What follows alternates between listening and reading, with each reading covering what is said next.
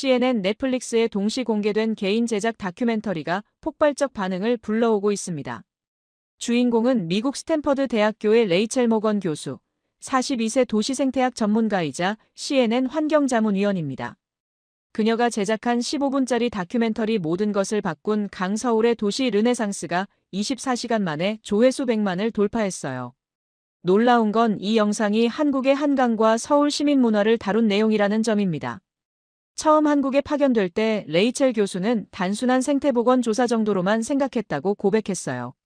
하지만 현장에서 목격한 것은 여성이 밤에 혼자 이어폰을 끼고 조깅할 수 있는 도시, 시민들이 자발적으로 질서를 만들어가는 공공공간이었습니다. 이런 도시 문화는 세계 어디서도 본 적이 없다는 그녀의 증언이 전 세계 언론의 주목을 받고 있어요. 유럽과 미국 주요 도시들에서 한강 모델 도입을 검토하겠다고 발표했고 에미상 후보에도 올랐습니다.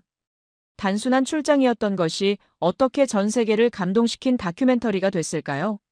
미국 전문가의 마음을 완전히 바꿔놓은 한강의 진짜 모습이 대체 무엇이었는지 지금 바로 알아보겠습니다. 잠깐만요. 혹시 지금 어디서 듣고 계신가요? 구독과 좋아요 미리 눌러주시면 새해에도 건강하고 행복한 기운 듬뿍 받으실 거예요. 뉴욕 존 F 케네디 공항에서 인천행 비행기에 오르며 레이첼 모건 교수는 간단한 출장 계획을 다시 점검했습니다. 한강 생태보건 현황 조사 CNN 내부 보고서 작성, 기간 일주일. 42세인 그녀는 지난 15년간 전 세계 주요 도시의 하천 생태 보건 프로젝트를 자문해온 전문가였어요. 스탠퍼드에서 도시생태학 박사를 받은 후 CNN의 환경자문위원으로 활동하면서 템스강, 센강, 라인강 등을 직접 조사해왔습니다. 한국의 한강은 이미 학술지를 통해 여러 차례 접한 적이 있었어요. 아시아 도시 하천 복원의 성공 사례라는 평가를 받고 있다는 것도 알고 있었습니다. 하지만 이번 출장은 특별한 기대감보다는 일종의 루틴, 즉 업무의 연장이었어요. 현장감을 보충해서 보고서의 완성도를 높이는 정도의 목적이었죠. 12시간의 비행 후 인천공항에 도착했습니다. 공항에서 서울 시내로 들어가는 길에 택시 기사가 영어로 말을 걸어왔어요. 미국에서 오셨나요? 한강 구경하러 오신 건가요? 네, 연구차 왔습니다. 한강이 정말 좋아졌어요. 예전과는 완전히 달라졌죠. 창밖으로 보이는 서울의 첫인상은 예상과 크게 다르지 않았어요. 고층 빌딩들이 빽빽하게 들어선 전형적인 대도시 풍경이었습니다. 호텔에 체크인한 후 첫 일정으로 여의도 밤섬 조망대를 방문했어요. CNN 현지 제작진이 추천한 곳이었습니다. 한강 생태복원의 상징적 장소라고 소개받았지만 레이첼에게는 그냥 일반적인 도시 공원 같아 보였어요. 조망대에 올라 망원경을 들여다봤습니다.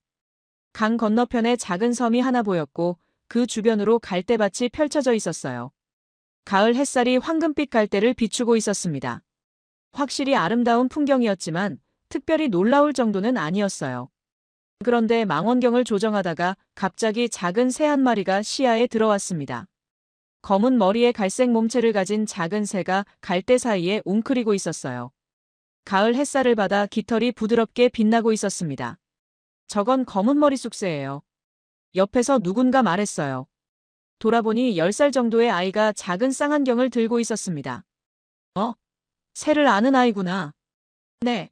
저희 학교 탐조 동아리예요. 선생님이 한강에 사는 새들 관찰하러 오라고 하셨거든요. 아이 뒤로 비슷한 연령의 친구들 6명이 더 있었어요. 모두 작은 망원경이나 쌍안경을 들고 진지하게 새들을 관찰하고 있었습니다. 검은 머리 쑥새가 여기서 흔히 볼 수 있는 새인가요? 네. 가을이 되면 많이 와요. 저기 저 갈대밭이 좋은 서식지거든요. 아이의 설명을 들으며 레이첼은 조금 놀랐어요. 초등학생이 이런 전문적인 정보를 알고 있다는 게 신기했거든요. 너희들이 직접 만든 거야? 한 아이가 손수 제작한 듯한 한강 조류 도감을 보여줬어요. A사 용지에 직접 그린 새들의 그림과 특징이 적혀 있었습니다. 쑥새랑 종다리랑 헷갈리지 마세요. 아이들의 장난스러운 안내에 레이첼도 웃음이 났어요. 그럼 종다리는 어디서 볼 수 있어요? 난지 습지 가면 있어요. 거기는 모래톱이 있어서 종다리들이 좋아해요. 아이들과 헤어진 후 레이첼은 혼자 조망대에서 더 관찰을 계속했습니다. 검은 머리 쑥새가 갈대 사이를 오가며 먹이를 찾는 모습이 평화로웠어요. 가끔 다른 새들도 나타났다가 사라졌습니다. 도시 한복판에서 이런 광경을 볼 수 있구나. 혼잣말을 하며 망원경을 내렸어요. 사실 레이첼이 지금까지 본 다른 도시들의 하천 복원 사례에 비하면 특별할 게 없었어요. 런던의 템스강도, 파리의 센강도 비슷한 수준의 생태 복원을 이뤄냈었거든요. 하지만 아이들이 자연스럽게 새를 관찰하고 있는 모습은 인상적이었어요. 학교 교육의 일환으로 이런 활동이 이루어진다는 것 자체가 의미 있어 보였습니다. 저녁에 호텔로 돌아와서 오늘의 관찰 내용을 간단히 정리했어요. 첫날 소감 한강 생태복원은 예상 수준. 특별히 놀라운 점은 없음. 다만 시민 참여, 특히 어린 세대의 자연 관찰 문화는 주목할 만함. 내일은 난지 습지를 방문해서 좀 더 자세한 조사를 할 예정이었어요. 창밖으로 한강이 어둠 속에서 조용히 흘러가고 있었습니다. 도시의 불빛들이 강물에 반사되어 반짝이고 있었어요. 내일은 종다리를 볼 수 있을까? 오늘 만난 아이들의 말이 문득 떠올랐습니다. 그 순수한 호기심과 관심이 왠지 마음에 남았어요. 레이첼은 원래 감정을 잘 드러내지 않는 성격이었지만 오늘 아이들의 모습에서는 뭔가 특별한 걸 느꼈습니다. 단순히 생태복원을 넘어서 문화적 변화까지 일어나고 있는 건 아닐까? 그런 생각을 하며 잠자리에 들었어요. 지금까지의 경험으로는 하천 복원이 성공했다고 해서 시민들의 일상이 바뀌는 경우는 드물었거든요. 대부분 정부나 전문가들의 프로젝트에서 끝나는 경우가 많았습니다. 하지만 한강은 뭔가 다른 것 같았어요. 적어도 아이들에게는 일상의 일부가 되어 있는 것 같았습니다. 내일부터 더 자세히 관찰해봐야겠다고 생각했어요. 단순히 생태적 지표만이 아니라 사람들과 강의 관계도 함께 말이죠. 다음 날 아침 일찍 난지 습지로 향했습니다.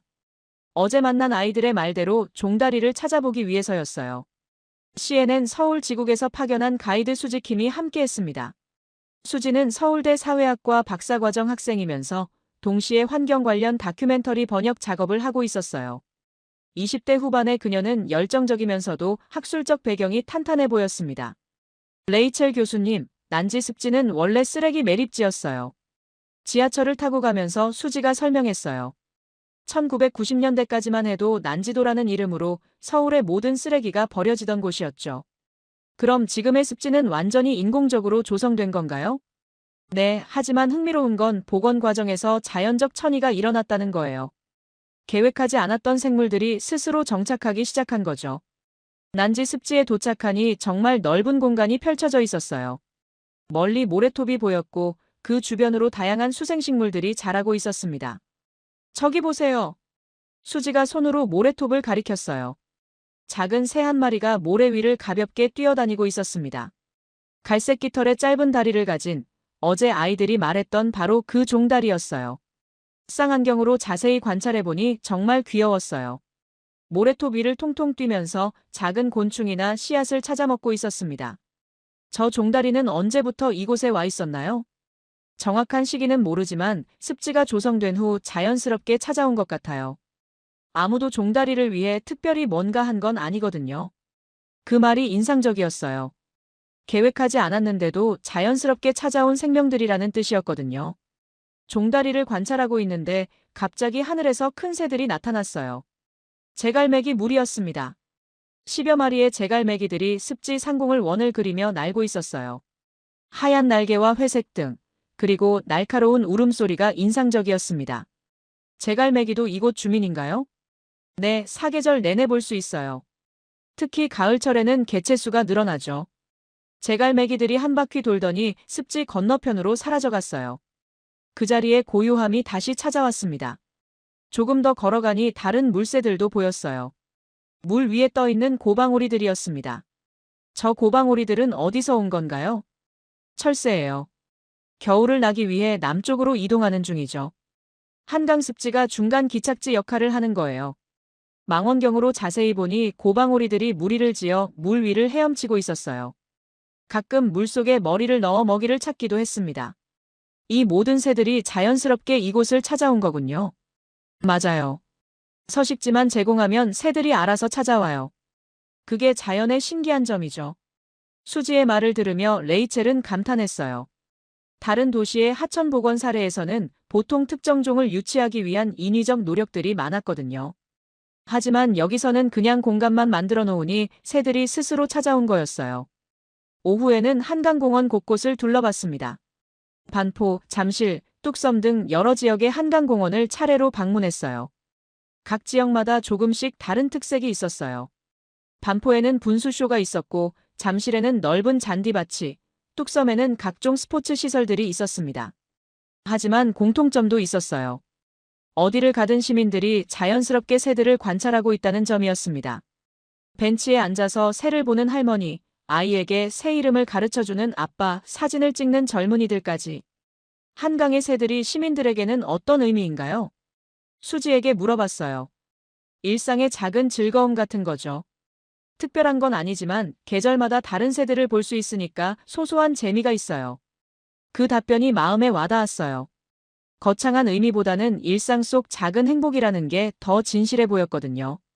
저녁에 호텔로 돌아와서 오늘의 관찰 내용을 정리했습니다. 둘째 날 소감 한강 습지의 자연천이 과정이 인상적. 인위적 계획보다는 자연적 회복력에 의존하는 접근법. 시민들의 새 관찰이 일상화되어 있음. 문득 어제 만난 아이들이 생각났어요. 그 아이들에게 새 관찰은 특별한 취미가 아니라 자연스러운 일상이었을 거예요.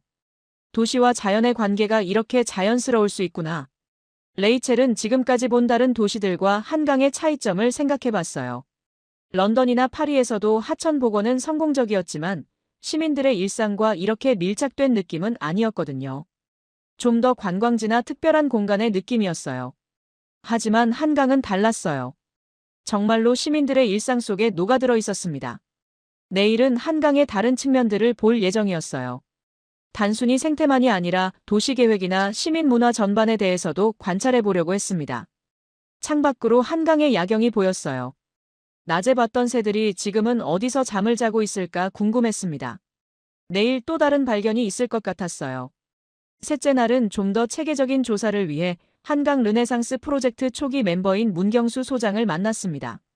현재 서울시 공공디자인 연구소를 이끌고 있는 그는 50대 후반의 차분한 인상이었어요. 20여 년간 한강 개발과 복원 과정을 직접 경험한 산증인이었습니다. 레이첼 교수님, 반갑습니다. 한강에 대한 궁금한 점들을 편하게 물어보세요. 오전에 만난 문 소장과 함께 반포대교로 향했어요. 수지도 통역을 위해 동행했습니다. 오늘은 생태 이외의 측면들을 보여드리고 싶어요. 문 소장이 차 안에서 말했어요. 한강 복원이 단순히 환경 개선에서 끝난 게 아니라 도시 전체의 패러다임을 바꿨거든요. 반포대교에 도착하니 무지개 분수가 한창 가동 중이었어요. 물줄기가 음악에 맞춰 춤을 추는 모습이 화려했습니다. 하지만 문 소장이 주목하게 한 건 분수가 아니었어요. 저기 보세요. 그가 가리킨 곳에는 분수 아래 넓은 공간에서 피크닉을 즐기는 시민들이 있었어요. 담요를 펴고 앉아서 음식을 나눠 먹는 가족들, 책을 읽는 사람들, 기타를 치는 젊은이들까지. 분수쇼가 분출되는 바로 아래에서 저렇게 편안하게 있을 수 있다는 게 중요한 포인트예요. 무슨 뜻인가요? 도시가 사람을 밀어내지 않는다는 뜻이죠. 보통은 관람과 이용이 분리되는데 여기서는 하나로 통합되어 있어요. 정말 그랬어요. 분수쇼를 구경하는 사람들과 그 공간에서 일상을 보내는 사람들이 자연스럽게 섞여 있었어요. 누군가는 생일 케이크를 자르고 있었고 누군가는 조용히 책을 읽고 있었어요. 아이들은 뛰어놀고 어른들은 여유롭게 대화를 나누고 있었습니다. 이런 모습을 계획하신 건가요? 아니에요. 시설을 만들어 놓으니까 시민들이 알아서 이렇게 사용하기 시작한 거죠. 문 소장의 설명을 들으며 레이첼은 깊이 감탄했어요. 지금까지 본 다른 도시들의 공공공간은 대부분 용도가 명확하게 구분되어 있었거든요.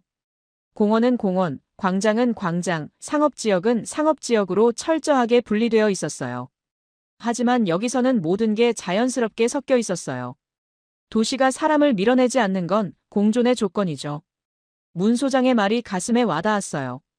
오후에는 한강 자전거길을 따라 이동했어요. 문 소장이 자전거 2대를 준비해 와서 함께 라이딩을 했습니다. 이 자전거 길은 총 몇 킬로미터나 되나요? 한강을 따라 약 40km 정도 돼요. 서울을 동서로 관통하는 거죠.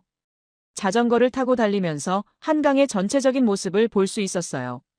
강변에는 정말 다양한 시설들이 있었습니다. 운동장, 캠핑장, 반려동물 놀이터, 카페, 독서 공간까지. 그런데 모든 게 자연스럽게 조화를 이루고 있었어요. 이 모든 시설들을 누가 계획한 건가요? 기본 틀은 계획했지만 세부적인 운영은 시민들이 만들어가고 있어요. 실제로 곳곳에서 시민들의 자발적 활동이 보였어요. 자전거 수리를 도와주는 사람, 길을 잃은 관광객에게 안내해주는 시민, 쓰레기를 주워 담는 사람들까지. 공식적인 관리 인력만으로는 이런 관리가 불가능할 텐데요. 맞아요. 시민들이 스스로 지키고 가꿔가는 거예요. 자기 집 앞마당처럼 생각하는 거죠. 잠시 쉬면서 벤치에 앉았어요. 강물이 조용히 흘러가고 저 멀리서는 새들이 날고 있었습니다. 문 소장님, 한강복원의 핵심이 뭐라고 생각하세요? 글쎄요. 강의 흐름을 바꾼 건 물이 아니라 사람이라고 생각해요. 어떤 뜻인가요? 시민들이 강을 다시 자신들의 공간으로 받아들였을 때 진짜 복원이 시작된 거죠. 그 말이 깊이 와닿았어요. 레이첼은 지금까지 주로 생태적 지표나 기술적 성과에 집중해서 하천 복원을 평가해왔어요. 하지만 여기서는 그보다 더 근본적인 변화가 일어나고 있었습니다. 사람과 자연의 관계 자체가 바뀌고 있었어요. 저녁에 다시 반포대교로 돌아갔어요. 해가 지면서 분수쇼가 더욱 화려해지고 있었습니다. 하지만 이번에는 분수보다 그 주변 사람들에게 더 관심이 갔어요. 오후에 봤던 가족들이 아직도 그 자리에서 시간을 보내고 있었고, 새로운 사람들도 계속 찾아오고 있었어요. 이런 풍경이 매일 반복되는 건가요? 수지에게 물어봤어요. 네, 특별한 날이 아니라 그냥 평범한 일상이에요. 평범한 일상이라는 표현이 인상적이었어요. 이런 아름다운 공간에서의 여가가 특별한 게 아니라 일상이 되었다는 뜻이었거든요. 호텔로 돌아와서 오늘 경험을 정리했어요. 셋째 날 소감 한강복원의 핵심은 기술이 아니라 철학의 변화. 도시가 사람을 밀어내지 않는 공간 설계. 시민들의 자발적 참여와 관리. 오늘까지의 관찰을 통해 레이첼의 관점이 조금씩 바뀌기 시작했어요. 처음에는 단순히 생태복원의 성과를 확인하려고 왔지만 이제는 더 복합적인 도시 혁신 사례로 보이기 시작했습니다. 내일은 한강의 야간 문화를 관찰해 볼 예정이었어요. 밤에 한강에서는 또 어떤 모습을 볼 수 있을까 궁금했습니다. 넷째 날 저녁 레이첼은 여의도 한강공원에서 특별한 광경을 목격했습니다. 가을 저녁 6시경, 퇴근 시간이 지난 후에 한강공원은 사람들로 가득했어요. 하지만 시끄럽거나 혼잡하지 않았습니다. 벤치에 앉아서 그 모습을 관찰해 봤어요. 곳곳에서 사람들이 작은 휴대용 버너로 라면을 끓이고 있었어요. 김이 모락모락 나는 라면, 냄비, 치킨을 나눠 먹는 가족들, 이어폰을 끼고 혼자만의 시간을 보내는 청년들까지. 정말 많은 사람들이 있네요. 수지에게 말했어요. 네, 저녁 시간이면 항상 이런 시기예요. 특히 금요일에는 더 많아지죠. 하지만 놀라운 건 그 많은 사람들이 있는데도 전체적으로 매우 고요했다는 점이었어요. 모두가 각자의 방식으로 여가를 즐기고 있지만 그 누구도 시끄럽게 하지 않았어요. 보통 이런 공간에서는 음악을 크게 틀거나 큰 소리로 떠드는 사람들이 있을 텐데요. 한국에서는 그런 문화가 아니에요. 공공공간에서는 다른 사람들을 배려하는 게 기본이거든요. 실제로 주의 깊게 관찰해보니 정말 그랬어요. 가족끼리 대화할 때도 작은 목소리로 하고 음악을 들을 때는 반드시 이어폰을 사용했어요. 그런데 그 와중에 인상적인 장면을 하나 봤습니다. 한 젊은이가 자리에서 일어나 검은 비닐봉지를 들고 주변을 돌기 시작했어요. 자신이 만든 쓰레기만이 아니라 다른 사람들이 흘린 것까지 주워 담고 있었습니다. 저 사람은 청소 담당자인가요? 아니에요. 그냥 시민이에요. 가끔 이런 분들이 계세요. 특별한 보상이 있나요? 전혀요. 그냥 당연하다고 생각하는 거죠. 레이첼은 깊이 감탄했어요. 지금까지 본 어떤 도시에서도 이런 풍경은 본 적이 없었거든요. 싱가포르의 경우 세계 최고 수준으로 깨끗하지만 그것은 강력한 공공질서 위반 벌금 때문이었어요. 하지만 한국은 상대적으로 규제가 훨씬 적은데도 그에 준하는 질서를 보여주고 있었습니다. 이런 문화는 언제부터 형성된 건가요? 정확히는 모르겠지만 아마도 한강공원이 시민들의 일상 공간이 되면서 자연스럽게 생겨난 것 같아요. 문 소장이 합류해서 설명을 보충했어요. 도시의 질서는 법이 아니라 시민이 만듭니다. 특히 이런 공공공간에서는 더욱 그래요. 해가 지면서 한강공원의 분위기가 또 달라졌어요. 낮과는 다른 조명들이 켜지기 시작했고 사람들의 활동도 조금 변했어요. 반려견을 산책시키는 사람들이 늘어났고 조깅하는 사람들도 나타나기 시작했어요. 연인들이 벤치에서 조용히 대화를 나누고 있었고 혼자 온 사람들은 책을 읽거나 음악을 듣고 있었어요. 밤에도 이렇게 많은 사람들이 나와 있는 건가요? 네, 한강은 24시간 열려 있거든요. 밤에도 충분히 안전하고요. 레이첼이 특히 관심을 가진 건 질서 있는 다양성이었어요. 정말 다양한 연령대, 다양한 목적을 가진 사람들이 한 공간에 모여 있었지만 전혀 충돌하지 않았어요. 아이들이 뛰어노는 옆에서 할머니들이 조용히 대화하고 젊은 연인들이 데이트하는 근처에서 중년 남성이 혼자 책을 읽고 있었어요. 이런 조화로운 공존이 자연스럽게 이루어지는 게 놀라워요. 한국 사람들에게는 눈치라는 문화가 있어요. 다른 사람의 상황을 배려하는 거죠. 수지의 설명이 도움이 됐어요. 그럼 규칙으로 정해진 게 아니라 자연스러운 사회적 학습인가요? 맞아요. 누가 가르쳐 주지 않아도 보고 배우는 거죠. 밤 9시가 되면서 사람들이 하나둘 정리하기 시작했어요. 하지만 그 과정도 정말 질서 있게 이루어졌어요. 쓰레기는 모두 가져가거나 지정된 곳에 버렸고 사용했던 자리는 깨끗하게 치웠어요. 심지어 다음 사람을 위해 벤치를 깨끗하게 닦고 가는 사람들도 있었어요. 이렇게 자발적인 질서 의식이 일반적인가요? 한강에서는 특히 그래요. 모든 사람이 이 공간을 소중하게 생각하거든요. 레이첼은 이 모든 광경을 보며 정말 놀랐어요. 법이나 강제가 아닌 자율과 배려에 기반한 공공공간의 이용 문화를 본 건 처음이었거든요. 성숙한 시민의식 외에는 설명이 불가능하네요. 속으로 생각했어요. 밤 10시가 넘어서도 한강공원은 완전히 비지 않았어요. 야간 조깅하는 사람들, 자전거를 타는 사람들, 그리고 여전히 벤치에서 휴식을 취하는 사람들이 있었어요. 밤늦게도 안전한가요? 네, CCTV도 많고 순찰도 있지만 무엇보다 사람들이 많으니까 안전해요. 정말 그랬어요. 사람들이 있되 시끄럽지 않고 개방되어 있되 안전한 공간이었어요. 호텔로 돌아와서 오늘 경험을 정리했습니다. 넷째 날 소감 한국의 공공공간 이용 문화의 깊은 인상.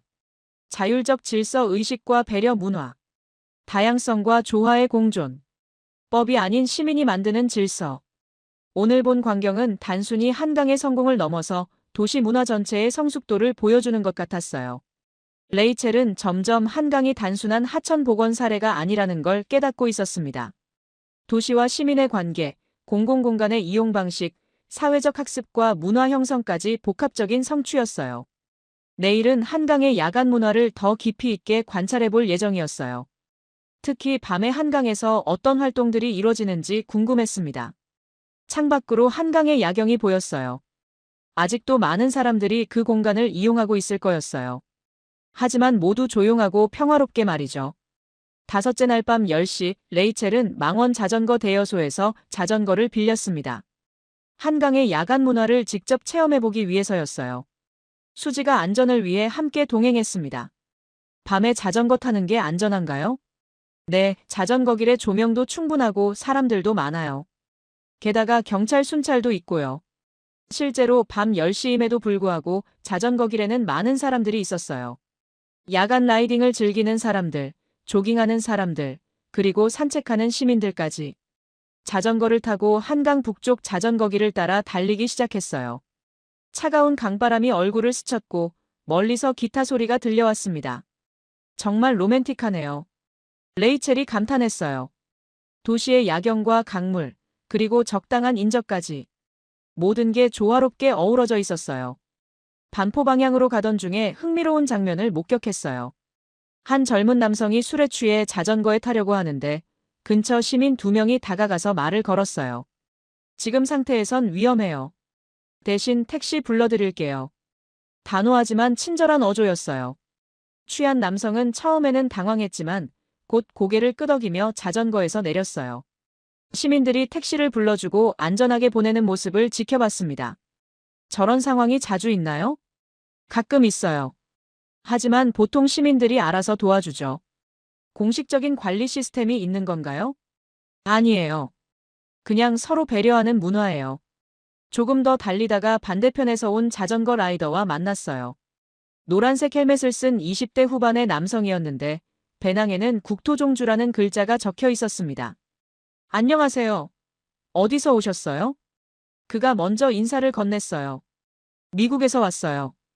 연구차 한강을 보고 있어요. 와, 대단하시네요. 저는 부산에서 출발해서 서울까지 밤샘으로 타고 있어요.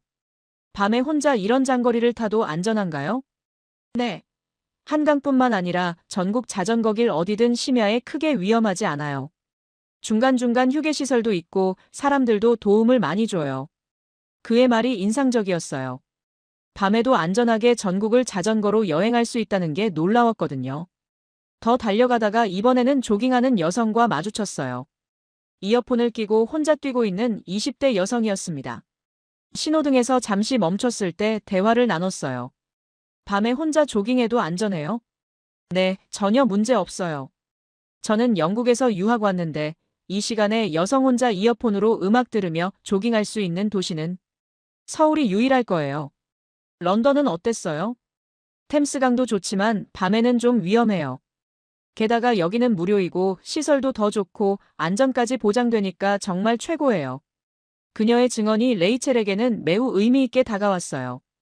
다른 선진국과 직접 비교한 현실적인 평가였거든요.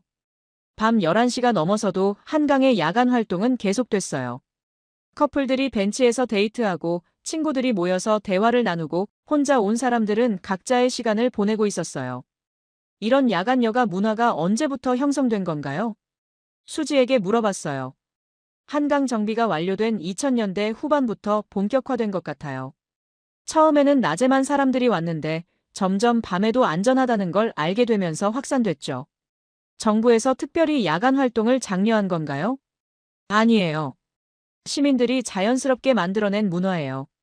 시설만 제공하고 나머지는 시민들이 알아서 채운 거죠. 자정이 가까워지면서도 완전히 인적이 끊기지는 않았어요. 야간 근무 후 퇴근하는 사람들, 새벽 운동을 나온 사람들, 그리고 여전히 데이트 중인 커플들까지 24시간 도시의 모습이네요. 맞아요. 한강은 정말 잠들지 않는 공간이에요. 자전거 반납을 하고 걸어서 호텔로 돌아가는 길에도 계속 관찰했어요. 심야 시간임에도 불구하고 질서는 여전히 유지되고 있었어요. 쓰레기 하나 버리지 않고 큰 소리 내지 않고 서로 배려하면서 각자의 시간을 보내고 있었어요. 정말 성숙한 도시 문화네요. 레이첼은 깊이 감탄했어요. 호텔에 도착해서 오늘 경험을 정리했습니다. 5째 날 소감 한강의 야간 문화는 세계적 수준. 안전성, 접근성, 다양성 모든 면에서 탁월. 시민 주도로 형성된 자발적 문화. 24시간 열린 도시의 모델. 오늘 밤 경험은 정말 특별했어요. 여성 혼자서도 안전하게 심야에 운동할 수 있고 전국을 자전거로 여행할 수 있고 다양한 연령대가 함께 야간 여가를 즐길 수 있는 도시. 이런 도시를 레이첼은 세계 어디서도 본 적이 없었어요. 창밖으로 한강이 보였어요. 자정이 넘었지만 아직도 불빛들이 반짝이고 있었어요. 저 불빛들 하나하나가 모두 사람들의 일상이고 행복이라는 생각이 들었습니다. 내일은 지금까지의 관찰 내용을 정리해서 간단한 영상을 만들어 볼 예정이었어요. CNN에 제출할 보고서와는 별개로 개인적인 기록을 남기고 싶었거든요. 이미 레이첼의 마음속에서는 변화가 일어나고 있었어요. 단순한 생태보건 조사를 넘어서 더 의미 있는 메시지를 전하고 싶다는 생각이 들기 시작했습니다. 6째 날 레이첼은 지금까지 촬영한 영상들을 정리하기 시작했습니다. 호텔방에서 노트북을 켜고 지난 며칠간 기록한 클립들을 하나씩 검토했어요. 검은 머리 쑥새, 종다리, 고방오리들의 모습, 그리고 시민들의 일상 장면들까지. 그 중에서도 특히 마음에 드는 장면이 하나 있었어요. 밤섬을 배경으로 종다리떼가 날아오르는 모습이었습니다. 황금빛 갈대밭 위로 작은 새들이 일제히 날아오르면서 만드는 자연스러운 군무. 그 뒤로는 서울의 빌딩들이 실루엣으로 보였어요. 이 장면이면 충분해. 혼잣말을 하며 그 클립을 CNN 편집부에 전송했습니다. 함께 보낸 메모에는 간단한 메시지를 적었어요. 음악도 내레이션도 넣지 말아요. 그대로 아무것도 덧붙이지 말고. 1시간 후 CNN 편집부에서 연락이 왔어요. 레이첼, 이 영상 정말 인상적이네요. 어떻게 촬영한 거예요? 그냥 있는 그대로 담은 거예요. 연출이나 편집 없이요. 이거 특집으로 뽑읍시다. 그냥 진짜거든요. 편집부 팀장의 말에 레이첼도 놀랐어요. 단순한 기록 영상이 이렇게 주목받을 줄은 몰랐거든요. 어떤 특집으로 만들 생각이세요? 서울 자연이 도시와 만나는 곳 같은 제목으로요. 내레이션 없이 자연 소리와 영상만으로 구성하는 거죠. 레이첼은 그 제안이 마음에 들었어요. 자신이 의도했던 것과 정확히 일치했거든요. 오후에는 지금까지 못 본 곳들을 마저 둘러보기로 했어요. 수지와 함께 뚝섬, 잠실 일대를 방문했습니다. 각 지역마다 조금씩 다른 특색이 있었어요. 뚝섬에는 젊은이들이 많았고 잠실에는 가족 단위 방문객들이 많았어요. 하지만 공통점도 있었어요. 어디를 가든 시민들이 자연스럽게 공간을 이용하고 있다는 점이었습니다. 레이첼 씨, 혹시 다른 나라와 비교했을 때 특별히 다른 점이 있다면 뭘까요? 수지가 궁금해서 물어봤어요. 접근성이요. 다른 도시들은 이런 좋은 공간이 있어도 특별한 날에만 가는 경우가 많아요. 하지만 여기서는 정말 일상의 일부가 되어 있어요. 그게 중요한 차이점인가요? 매우 중요하죠. 공간의 가치는 얼마나 자주, 자연스럽게 이용되느냐로 결정되거든요. 저녁에는 문 소장과 함께 최종 정리 미팅을 했어요. 지금까지의 관찰 내용을 종합해서 이야기를 나눴습니다. 레이첼 교수님, 일주일간 어떠셨어요? 예상과 완전히 달랐어요. 단순한 생태복원이 아니라 도시 전체의 철학 변화를 본 것 같아요. 어떤 면에서 그렇게 느끼셨나요? 시민들과 공간의 관계요. 다른 곳에서는 보통 이용과 관리가 분리되는데 여기서는 시민이 동시에 이용자이면서 관리자예요. 문 소장이 고개를 끄덕였어요. 그게 한강복원의 핵심이었어요. 시설을 만들어주는 것보다 시민들이 주인의식을 갖도록 하는 게 더 중요했죠. 그런 변화를 어떻게 이끌어낸 건가요? 강제하지 않았어요. 대신 좋은 환경을 만들어 놓고 기다렸죠. 시민들이 스스로 변화를 만들어 가도록요. 그 말이 깊이 와닿았어요. 그날 밤 호텔에서 CNN에 제출할 최종 보고서를 작성했습니다. 하지만 이번에는 단순한 조사 보고서가 아니었어요. 더 의미 있는 메시지를 담고 싶었거든요. 한강 도시와 자연이 만나는 곳. 제목부터 바꿨어요. 한강은 단순한 강이 아니다. 이 도시는 강을 통해 자신의 기억을 되찾고 미래를 그려나간다. 첫 문장을 쓰는 순간 모든 게 명확해졌어요. 지난 일주일간 본 모든 것들이 하나의 이야기로 연결되기 시작했습니다. 새들의 모습, 시민들의 일상, 도시의 철학까지. 보고서를 완성하고 나서 개인적인 영상 편집도 시작했어요. CNN 특집과는 별개로 자신만의 기록을 남기고 싶었거든요. 종다리들의 날갯짓, 시민들의 미소, 밤의 한강 풍경까지. 모든 걸 음악이나 해설 없이 자연스럽게 이어붙였어요. 완성된 영상을 보니 정말 아름다웠어요. 어떤 말보다 강력한 메시지가 담겨 있는 것 같았습니다. 이것이야말로 진짜 다큐멘터리구나. 혼잣말을 하며 영상을 저장했어요. 내일이면 미국으로 돌아가야 했어요. 하지만 이미 마음속에서는 다음 프로젝트가 시작되고 있었습니다. 한강에서 배운 것들을 다른 도시에도 적용해 볼 수 있지 않을까 하는 생각이었어요. 마지막 날 아침, 레이첼은 혼자서 한강을 다시 걸어봤습니다. 일주일 전 처음 왔을 때와는 완전히 다른 시선으로 바라볼 수 있었어요. 같은 풍경이지만 훨씬 많은 것들이 눈에 들어왔습니다. 벤치에 앉아서 휴대폰 음성 녹음을 시작했어요. 개인적인 소감을 남기고 싶었거든요. 한강은 단순한 강이 아니다. 첫 문장을 말하는 순간 가슴이 뭉클해졌어요. 이 도시는 강을 통해 자신의 기억을 꺼내고 미래를 비춘다. 지난 일주일간의 모든 기억이 스쳐 지나갔어요. 검은 머리 쑥새의 평화로운 모습, 아이들의 순수한 호기심, 시민들의 자발적 배려까지. 여기서 본 것은 기술의 성취가 아니라 철학의 변화였다. 음성 녹음을 마치고 마지막으로 밤섬을 바라봤어요. 일주일 전 처음 봤던 그 작은 섬이 이제는 완전히 다른 의미로 다가왔습니다. 오후에는 CNN 서울 지국에서 최종 인터뷰를 진행했어요. 일주일간의 조사 결과를 정리해서 발표하는 자리였습니다. 레이첼 교수님, 한강 조사의 결론은 무엇인가요?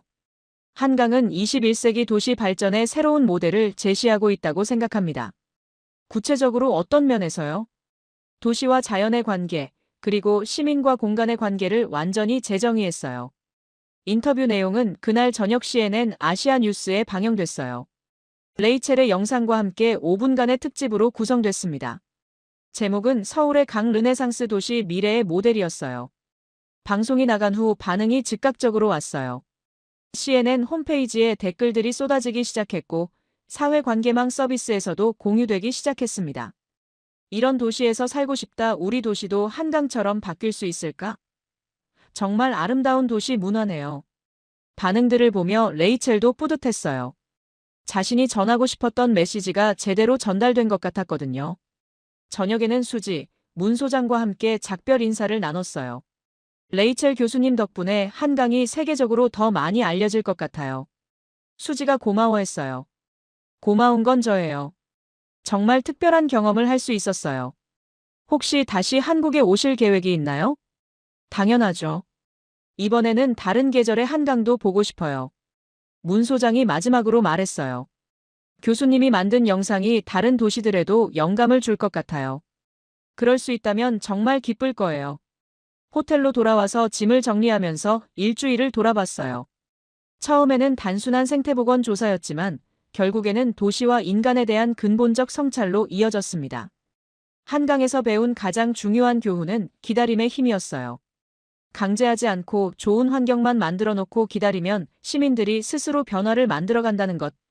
이런 철학이 다른 도시에도 적용될 수 있을지 궁금했어요.